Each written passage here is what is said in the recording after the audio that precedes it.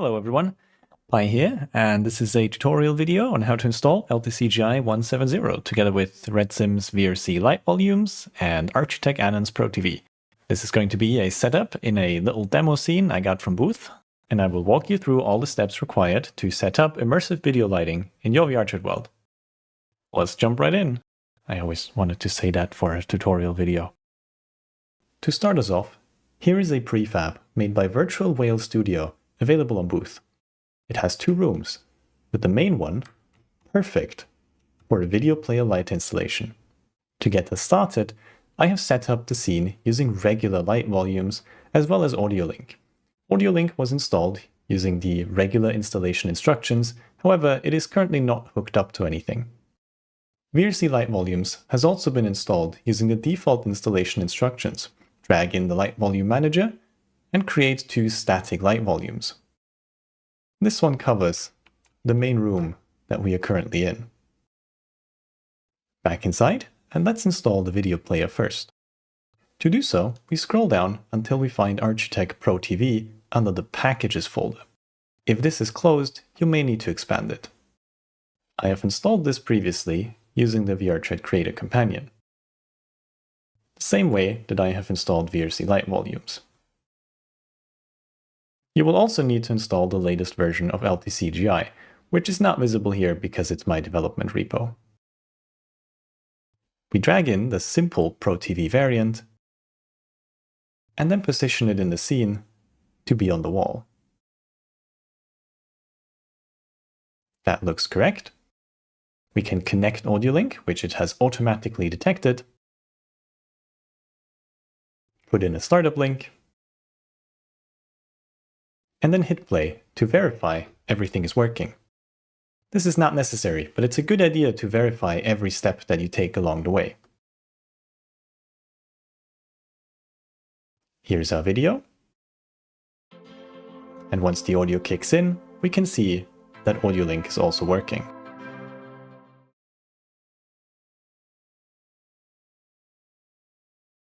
For our next step, we are going to install LTCGI into the scene.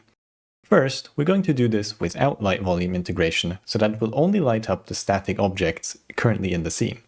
To do that, we will find the LTCGI package. Scroll down and drag in the LTCGI controller prefab. For an easy way to give attribution, you can use the LTCGI attribution prefab. Simply place it somewhere in your scene.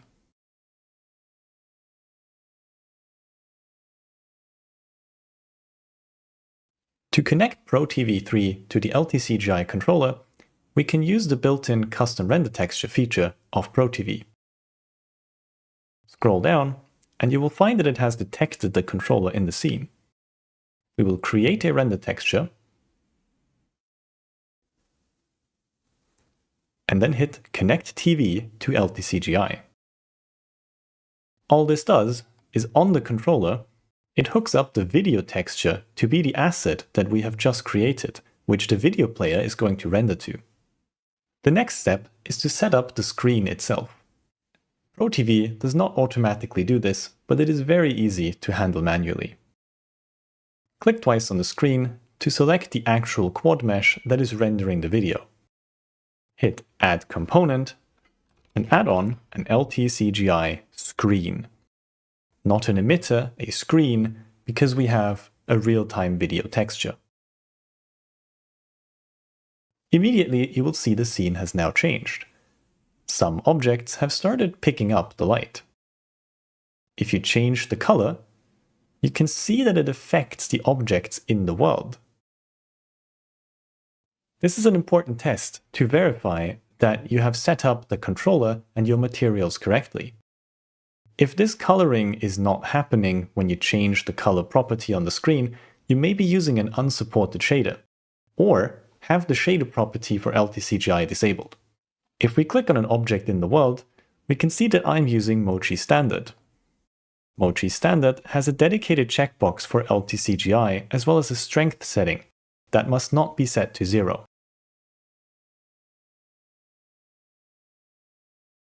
Right now, we're simply emitting white light. This is not very useful, so let's change the texture mode to texture. Because this is a static scene, we can bake shadows and improve lighting quality by pre-computing lighting data. Note that before doing this for LTCGI, you must make sure that your scene is correctly baking regular static light maps. In this case, this works just fine. The scene is set up with the objects marked as fully static.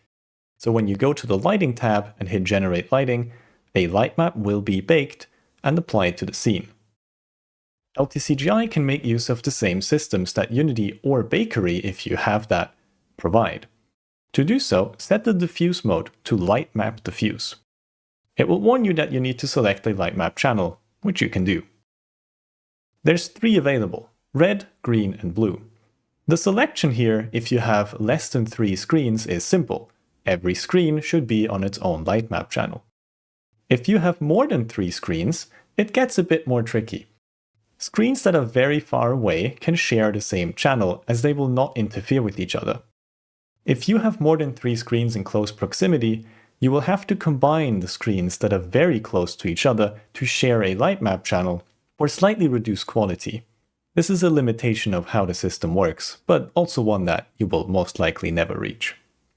The affected renderer setting is also of importance. By default, it is set to distance. If you enable gizmos, you will see a blue sphere. All renderers that overlap this sphere will be affected by this screen. In our case, we could go in and hand optimize by setting this to only listed and then only selecting the renderers in this room.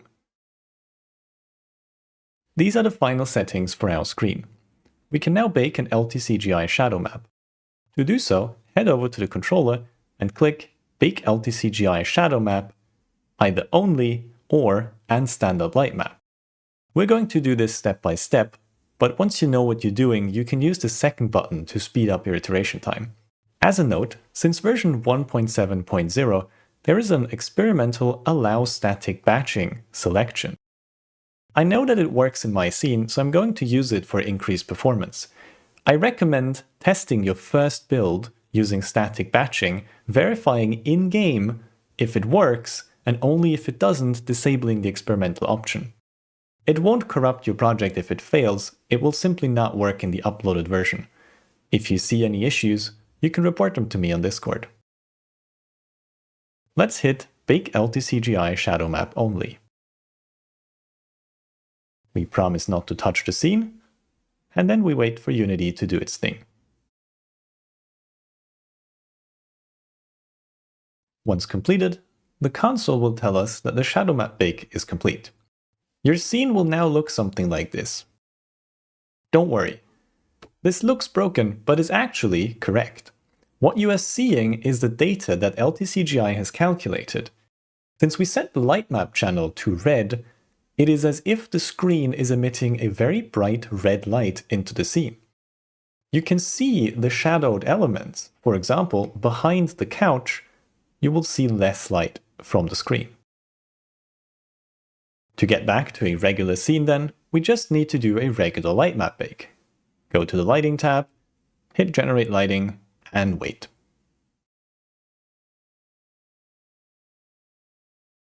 The bake is now complete. We can re-enter play mode to check if it worked. Once the video picks up, we can see that LTCGI is now installed in the scene, and it's lighting up all static objects. However, dynamic objects such as pickups will not be affected by this light.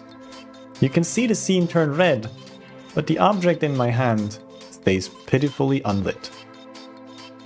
To fix this, we can make use of LTCGI's light volume integration. Think of light volumes like dynamic light probes. In fact, they are so dynamic that we can change them at runtime with accurate LTCGI-based color data from your screen that will then affect all renderers, including avatars, that are light volume compatible. This works with any light volume compatible shader, including already uploaded avatars. There is nothing special about the LTCGI version, except that the original data will come from the screen. Adding an LTCGI light volume is as simple as adding a regular one. Let's create a new game object and call it LTCGI LV. Hit Add Component, search for light volume, and you will find the LTCGI variant. Add it in, and edit the bounds as you would in a regular light volume.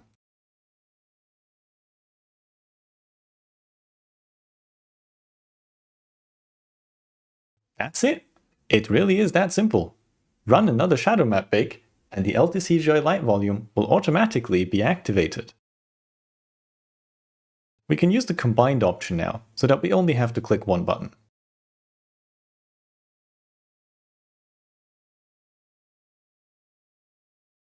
Task completed. Let's enter play mode and observe the lighting on pickups.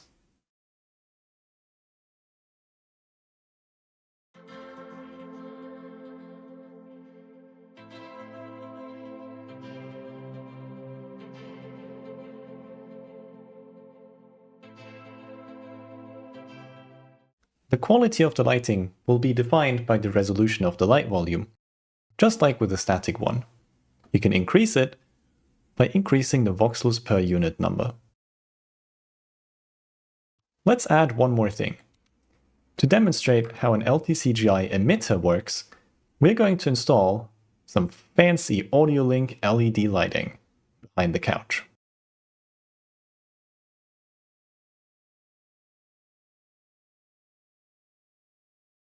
How's this for a small LED light bar?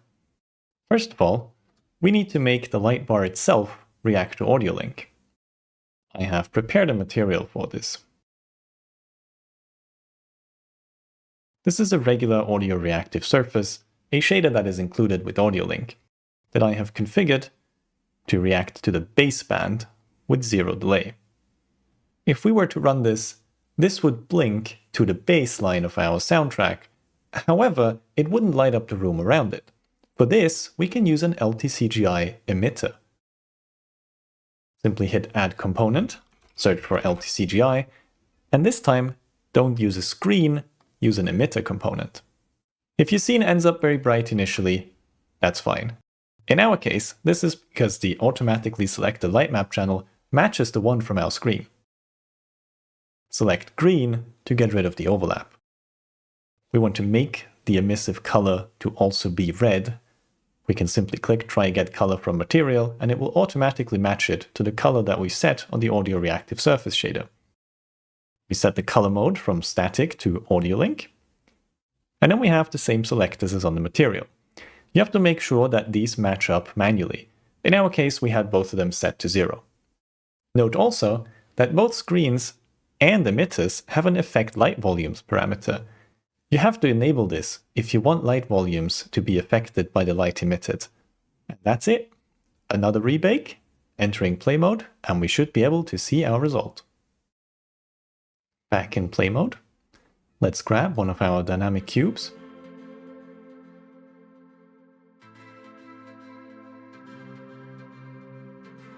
And wait for the bass in our song to hit. You may note that the quality right now doesn't look too good. It seems to be too bright.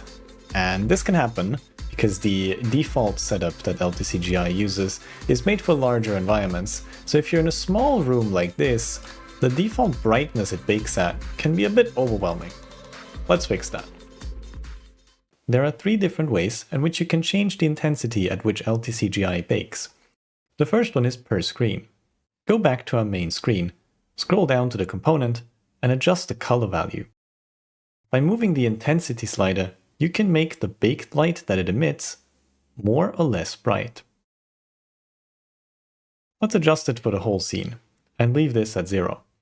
To do so, go to the LTCGI controller and you will find 2 values, intensity and multiplier. These do different things. The intensity defines at which brightness the light will be baked. If you change this value, let's say to half, you will need to rebake. The multiplier, on the other hand, applies in runtime. That means X, Y, and Z for red, green, and blue can be changed without rebaking, but they are not going to influence how far the light is cast but only how bright it will appear afterwards. Usually it is best to leave the multiplier at the default setting and use the light map intensity to scale the light emitted to approximately the size of your room. Let's rebake at a higher lighting quality and with the intensity set to 2.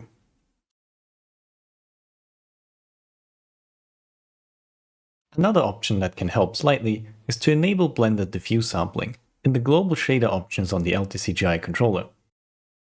Check the box, but note that for any global shader options, you will need to hit apply at the end because it needs to re-import the shaders. Let's see if this helped. And indeed, this looks much better than before.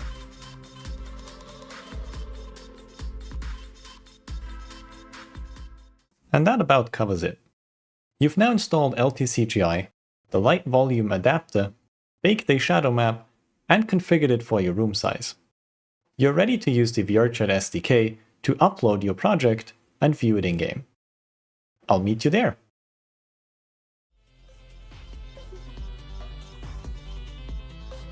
And here we are! Welcome in game, the world that we just uploaded. And as you can see, my avatar is being fully lit up by the screen. That's the power of light volumes. If you have an avatar that is compatible with it, it will be automatically lit up by the screen. Way cheaper than having full LTCGI on the avatar, but because the objects in the world still use the regular LTCGI shader, they get the full fidelity, including specular reflections. This also provides occlusion. Because it is baked using the light volume baking setup, occluders like the sofa here are going to make it so that only the top half of my avatar will receive lighting. Look at the white on my shoes. However, this works for all LTCGI emitters. Once the base kicks in, my shoes are going to get lit up just fine. Thanks for watching! Shout out to RedSim for making VRC light volumes, and everyone who contributed to this update. This is LTCGI version 170.